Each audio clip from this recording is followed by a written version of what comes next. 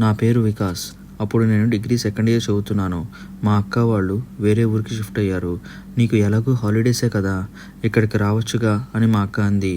సరే అని చెప్పి వాళ్ళ ఊరికి వెళ్ళాను. వాళ్ళుంటున్న ఏరియాలో చాలా ఇల్లులు ఉన్నాయి, కానీ అందులో ఎవరు ఉండటం లేదు. అదేంటి అని మా బావని అడిగితే నాకు తెలీదు అని చెప్పారు.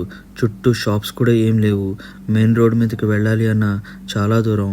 మా అక్కని అడిగేవాడిని, ఎలా ఉంటున్నావు బాబు, ఇక్కడ ఎవరూ లేరు, ఏం దొరకవు అని అన్నాను.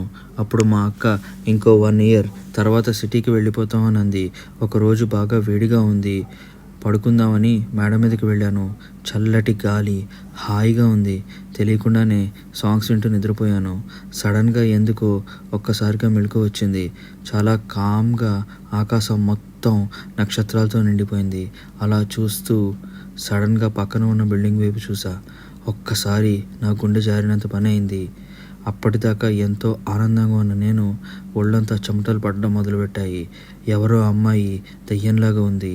ఆ మేడ మీద ట్యాంక్ పైన కూర్చుని చుట్టూ విరబోసుకుని ఉంది. అప్పటికి కళ్ళు నలుపుకుని మరీ చూసా.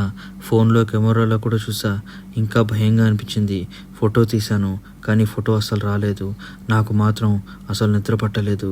ఆ దయ్యం ఎప్పుడు వచ్చి నన్ను చంపేస్తుందో అని భయపడుతూ ఉన్నాను.